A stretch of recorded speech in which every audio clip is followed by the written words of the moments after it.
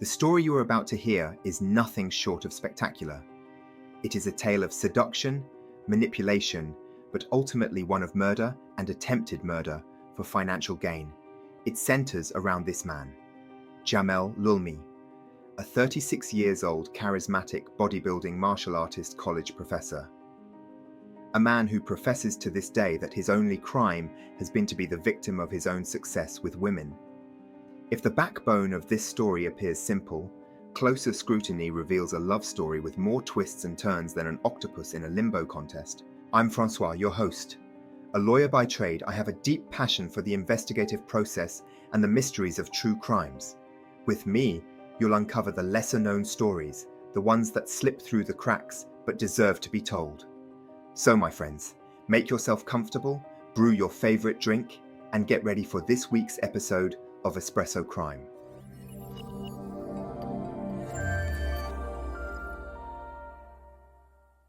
Our story begins in Bretigny-sur-Orge, a district within Essonne, located in the southern suburbs of Paris, France. We are the 12th of June 2010.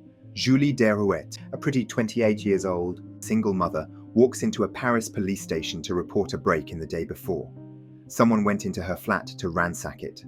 The identity of the perpetrator is no mystery. The door had been opened with a key, and only one person has that key. That man is her fiancé, Jamel Leulmi. But why would your fiancé do such a thing? The police asks. Julie composes herself. Firstly, Jamel and I have been separated for the past 6 months. Secondly, he did this to scare me, she says. It's a warning. Thirdly, and importantly, the break-in I have come to report is not even the story. Behind it, she says, lies another. A story of love and mortal betrayal and attempted murder. Wednesday, 14th of October. 2009 is a rainy day in Essonne. Julie, aged 26, decides to take her 2 daughters to a newly built children amusement park called Coco Island in the same district she lives in, along with her wheelchair-bound neighbour Mark, who has a daughter. There, while warming some milk in the kitchenette, she meets the owner of Coco Island. His name is Jamel Leulmi, a smiley, well-built, 32 years old, who offers popcorn, pancakes and drink for her daughter. It's on the house, he says, with a winning smile. He boldly leaves her his number on a post-it, saying that she will get in for free in Coco Island if he calls her. Jamel is not necessarily her type, but single mum Julie is quickly swooned by this gallant, well-mannered and clearly successful businessman. She relents and calls him. The courting promptly ensues in the guise of flirtatious texts, flatteries and expensive gifts. By all accounts, Jamel is everything a woman could wish for: tall, educated, muscular and solvent. Julie's daughters, they adore him too. Julie insists that she is no material girl and cannot be bought. Jamel is not discouraged. You don't get it. This is the beginning of your fairy tale. One day, he picks her up in his Cayenne Porsche car to her newly built flat with commercial property on the ground floor. I was thinking that you could open a clothes shop here and look after your daughters. Within 2 months, Jamel declares to Julie that she is the woman of his dreams, his princess, a princess he wants to marry and that he will not touch until he does so. He wants her to co-own Coco Island and help him build another branch in Brazil. There is nonetheless a snag, or maybe 2. Their relationship, which had remained a secret up until now, must be approved by his family. In Algerian culture, there is no such a thing as a date. We must get married, and before that, my grandparents must approve our union in Tipaza, Algeria, he says to her. He also tells her that his mother will be naturally suspicious of his marrying someone from outside his culture. You need to show your devotion to me by sending me love letters expressing your fear that I don't love you enough. Lover letters he will dictate. The request is strange, but Julie is too smitten to refuse. As for the other snag, Jamel advises that for visa reasons, they will travel to Morocco, then drive to the Moroccan-Algerian border, where his cousin, a customs official, will let them into Algeria. One more thing, he tells her. I will fly there 2 days early, because the arrival of a princess is something one must prepare. Everything must be perfect, just like she is. He will pick her up at that airport, though it's possible he will be late. On 20th December 2009, Julie Derouet flies to Marrakesh. The excitement is too much to contain. Julie can hardly pinch herself. The dream of a little girl of finding a man devoted to making her happy is about to realize in the most exotic of settings. First disappointment. Upon arrival, Jamel is not waiting for her with open arms. She proceeds to the Royal Mirage Hotel with the €600 Jamel had given to her. Never mind. Julie, she decides to make plenty of use of the hotel amenities, massage, the pool, the restaurant. That's all very well, but as the hours pass, she becomes concerned that her husband-to-be is still nowhere to be found. Could something have happened to him? Has he suddenly got cold feet? This is all the more concerning because the evening comes and their planned trip by car was due to begin that very evening. She is at the end of her tether. She swears to herself that she would return to France the next day and break off the engagement. At around 11 p.m, she hears a knock at the door. There stands Jamel, dressed in white, smiling. A domestic scene ensues. She shouts, hits him, cries. How could he have done that to his princess? It does not take much time before silver-tongued Jamel wins her all over with hugs and kisses and long-winded apologies. He goes on his knees and asks her to marry her. Time to get on the road. Jamel is very clear. They will drive to the Algerian border, 90 miles from the hotel in separate cars. He'll drive in front. She only has to follow him. The journey is easy enough at first, but after a couple of turns, she loses sight of his car. Jamel has simply vanished. She keeps on driving straight, hoping to catch up with him, but within a moment, a car begins to tail her. Then unbelievably, that car rams into her and after many attempts, manages to drive her off the road. The passenger door opens and a man proceeds to hold her arms. To her left, another man enters and begins to punch her in the face. The scene is chaotic. Julie is confused, disorientated. The blows continues to rain. Julie feels her body giving in. This may be the end. Blackout. Next thing Julie remembers is waking up in a Marrakesh hospital. Jamel in tears prostrated around her legs. Julie does not know why she is in a hospital room. Don't you remember, my love?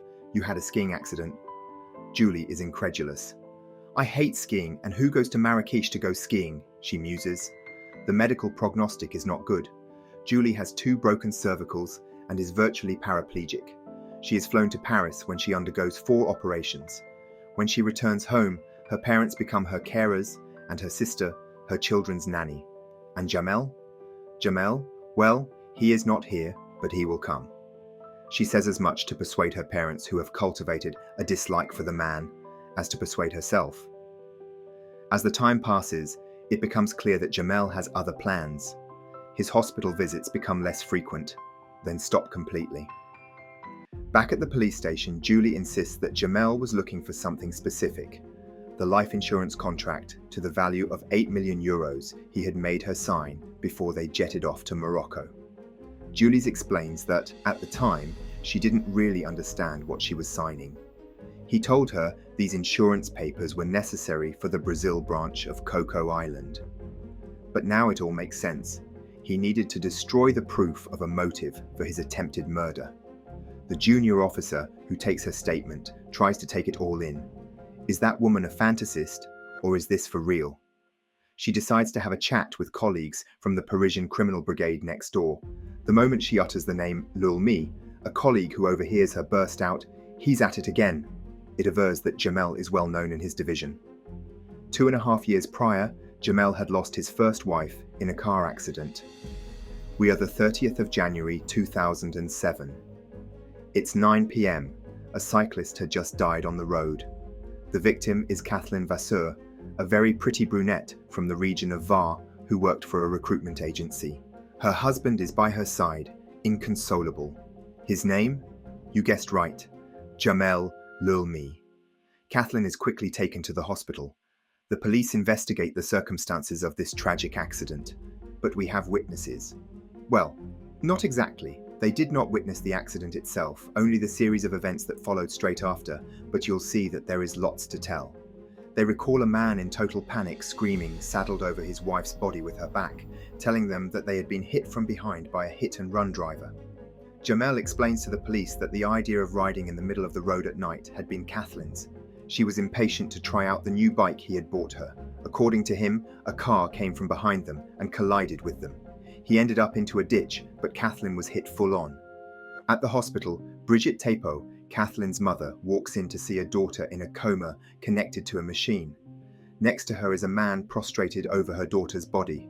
An image that, at this stage of the story, viewers will now find familiar, I should add. A man in tears. A man she had never seen. A stranger. He presents himself as Jamel Leulmi. "I am your daughter's husband," he says, wiping his tears. Kathleen's mother, well, she is confused. This must be some mistake. "My daughter is not married, I should know. I am her mother, and mothers attend their daughter's wedding." But this is no mistake. Her daughter is well and truly been admitted under that name, and her passport confirms that she is a Catherine Leulmi. Mother will never have the opportunity to interrogate her daughter's decision to get married behind her back, because 6 weeks later, on the 6th of February 2007, Catherine passes away. Devastated, her mother will never accept the hit-and-run driver theory. She is not alone. Marie-Brigitte Kay, Director of Investigations at the French police, will later say of this case, "I kept this file open for a very long time and I couldn't close it because I had doubts that it was a simple traffic accident." The reason why her suspicion is very understandable, to say the least, is that, well, for one thing, Jamel's tears, they dry quickly, because his wife's death makes him eligible to claim 1.7 million euros life insurance payout. A life-changing sum for a 36 years old. It is with this windfall that Jamel will fund Coco Island. The circumstances of Kathleen's death caused the police to take Julie's account more seriously. They surveilled Jamel for a few months before bringing him in for questioning. Jamel claims to know nothing about the life insurance policy and that he himself had entered into such policy. Jamel doesn't present as an obvious suspect. Nothing in his demeanor and lifestyle suggests any trait of psychopathy. The contrary is the case. Following the fatal accident of his first wife, he will go into a deep depression, will refuse to claim any insurance money, will cooperate fully with the police too. His description of the offending vehicle will even enable the police to locate it, but a 1.5-year-long investigation will fail to bring the killer driver to justice. This is not the behavior of a calculated murderer. The police look deeper into Jamel Leulmi's persona. Born in Bretigny-sur-Orge, in Essonne County, just outside Paris, Jamel Leulmi is of Algerian immigrants. His dad is a strict imam whose tender authority he admires. His stay-at-home mother looks after his 5 brothers and sisters, of which he is the favorite one. Academically, he will later say that he was all in all quite brilliant. But the reality is, he's just better than average, though not an exceptional student. His imam father also means that Jamel's schooling is marked by intense religious education. In his teens, he discovers himself. Tall, good-looking, he takes up bodybuilding, but also mixed martial arts. He likes chasing girls. In fact, he loves it. He studies engineering and becomes a lecturer in a local community college. His life is a good one, and after Kathleen dies, it gets even better. With the life insurance payout, he splashes on a luxury car that he drives to college, designer clothes, fancy restaurants.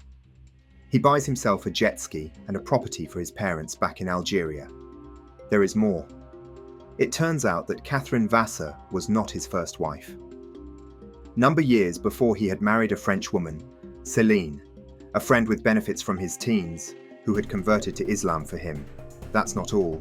Jamel had other mistresses, in fact many more, and from different social strata. Because you see, Jamel, he has a particular penchant. He frequents swinger clubs. After a few months of surveillance, 7 months after the Marrakesh attack, Jamel is finally brought in for questioning. What he has to say is, well, riveting to say the least. "You've got it all wrong," he tells the police. Yes. They met at Coco Island, his business place. "But she came on to me," he says. "We had a fling, and after that she completely went psycho. And no, he never stalked her. It was Julie that stalked him. He has 976 messages to prove it. 976 messages that Julie sent between October and December 2009, most of which were sexual in character. Jamel says she is sex-obsessed, a manipulative fantasist. I can't sleep, am horny, come and make love to me. Left my underpants on your windshield. Texts when she insults him, orders him to pick up the phone and stop ignoring her. As well as text messages, the letters also disclose a seemingly one-sided obsession. I'm in love with you. Why are you not reciprocating what I feel for you? I can't stand that the way you ignore me. You may not love me, but I will prove to you that I am the woman you need. You will recall that Julie mentioned these letters to the police, but according to Jamel, they were not dictated to her, but penned by a woman out of control. What of the Marrakesh incident? Jamel admits going there that weekend, but he went there with his wife, Celine. 2 years later, the police revisit the Kathleen accident with a fresh eye. Now, many elements now suggest foul play. The results from a speed test indicate that the car was traveling significantly slower than the speed limit permitted on that road. The car responsible for the accident was discovered suspiciously close to the crash site, suggesting that the hit-and-run driver deliberately left it for the police to find. Basically, it seemed as though Kathleen had been intentionally targeted. The police perceived the same pattern, the targeting of a vulnerable woman, the manipulation through seduction, the promise of a fairy tale, and a life of comfort by a master narcissist. After 2 days of interrogations, on the 5th of August 2010, and on the back of the investigation, Jamel is charged with murder, attempted murder, and fraud. The joy that Julie felt is quickly overtaken by a mediatic frenzy. Little does she know, she will live this for the next 6 years. The trial begins on the 14th of April 2014. Leulmi does not take any chance and hires the illustrious Eric Dupont-Moretti defense lawyer, dubbed the Acquittator, the same chap we saw in action in the Helen Pastor video. His strategy is that the case against his client is, at best, circumstantial. The murder charge relating to Kathleen has no basis. The court orders a reconstruction of January 2009 events to determine the cause of the accident, a frequent move in French judicial investigation. The reconstruction is, on the whole, more damning for Leulmi. On the day, Leulmi falls to his knees and cries out the name of his late wife Kathleen, and categorically refuses to participate in the reenactment, theatrics that do not impress the judge. The reconstruction proceeds with actors and reveals important truths. Firstly, Leulmi never tried to flag a passing car and only decided to come out of the ditch where his wife laid when he saw drivers doubling back to determine why a bike was lying on the side of the road. Witnesses recall Jamel's behavior to be completely inconsistent with someone who was trying to save his wife. He laid on top of her, over her back, and absolutely refused anyone to come near her, to the extent that he will punch one of the witnesses to ensure he stayed away. Medical re-examination of the cause of death brings into question the original finding that Kathleen's death had been caused by the impact. It is now more believable that Kathleen had been suffocated over 10 minutes by Jamel's 100 kilos pressing over her, though this will never be confirmed for sure. The defense ridicules the attempted murder charges against Julie for insurance money. It would make no sense for Jamel, a supposed mastermind manipulator, to let Julie submit claims littered with false information in relation to her profession and her living circumstances, knowing that Kathleen had had one of her own claims rejected due to containing false job details. Julie, they say, is a liar. When the police go to Marrakech, they find significant inconsistencies with Julie's version of events. There is no evidence of her making any calls from the hotel to find out Jamel's whereabouts. She says that she left the hotel at 11 p.m, but a receipt shows that she checked out at 4:40 a.m. that night. But evidence supporting her version is also found.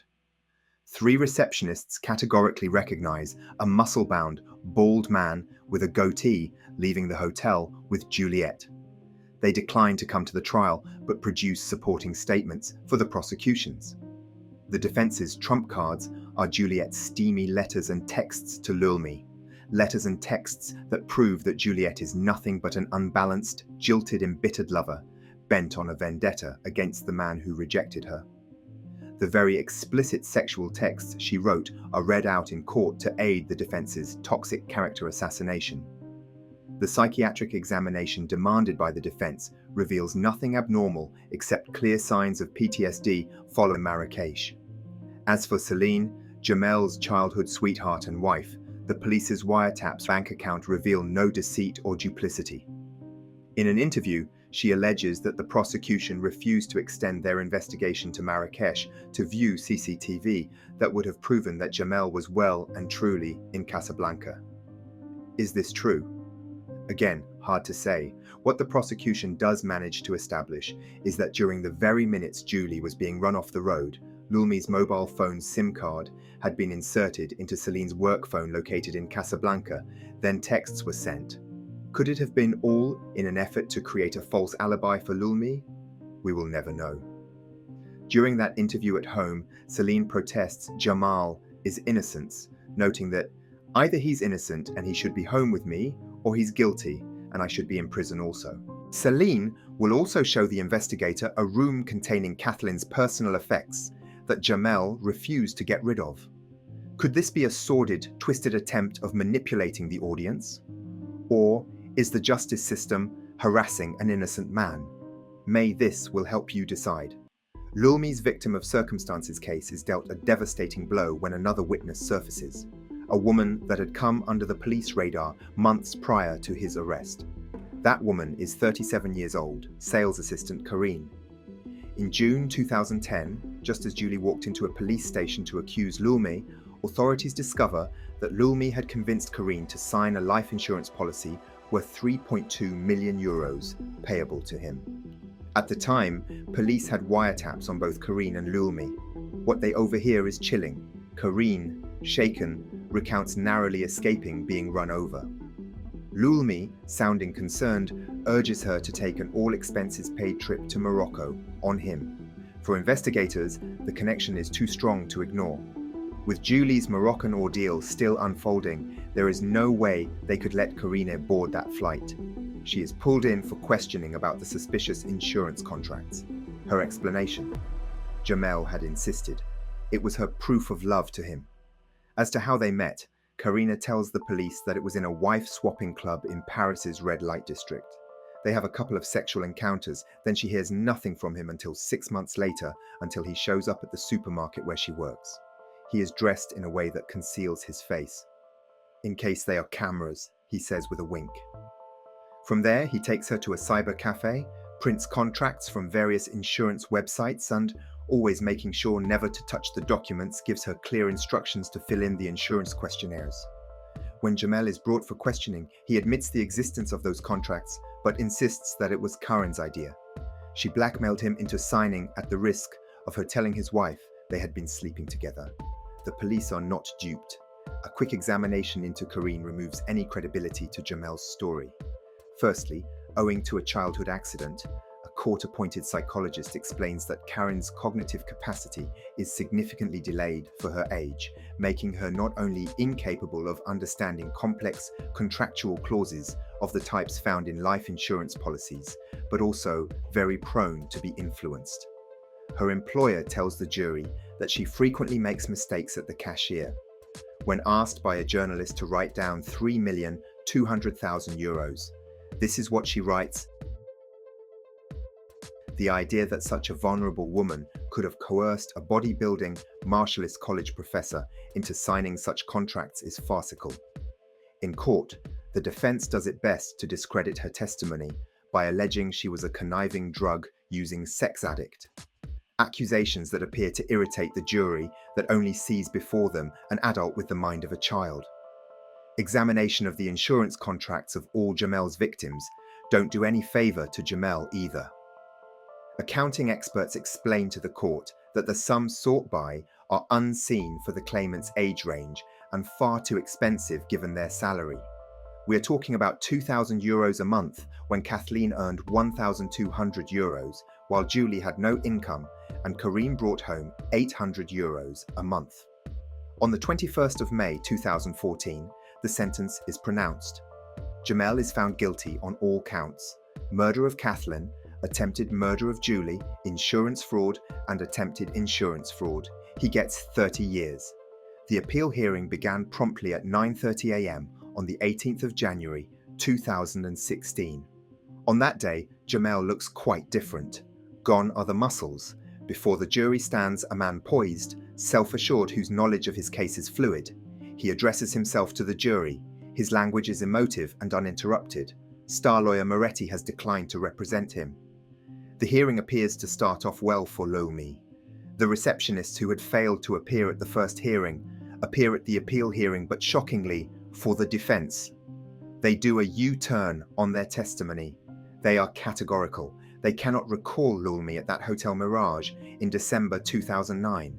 The testimony is harmful to the prosecution, who strongly suspect that they have been bought off. But Leulmi's luck goes on holiday. A new witness steps forward, Yannick, an old acquaintance. His testimony sends shockwaves through the courtroom. In 2009, drowning in nightclub debt, he borrows 200,000 euros from Leulmi at a brutal 300% interest. When he struggles to repay, Leulmi offers a chilling solution. Get your wife or girlfriend to sign a life insurance policy. Take her to Morocco or Algeria. Make sure she never comes back. Cash in. Pay me my 600,000 euros. Yannick refuses. Real men don't touch women.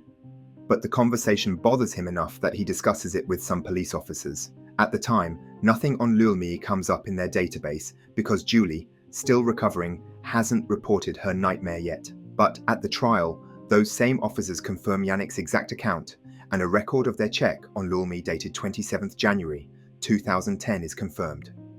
Why would the have looked into him unless Yannick's story is true?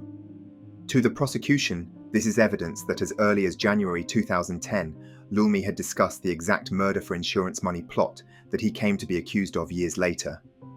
This ain't no coincidence. Leulmi feels the appeal hearing is not going his way.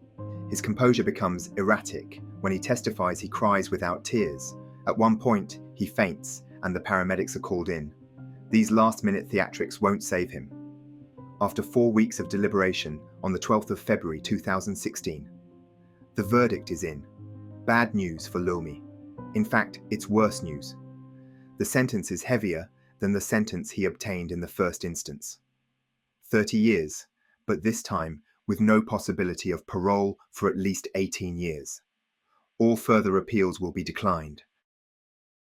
There is no doubt in my mind that Jamel Leulmi is responsible for the death of Catherine. There is no doubt in my mind that he tried to make Karine his next victim.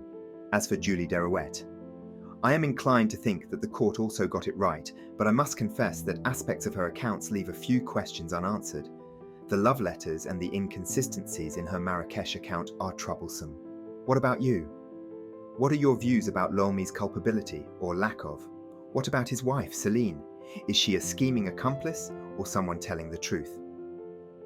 In 2018, Julie Derouet published a book about her story titled, "To Him, My Life Was Worth 8 Millions."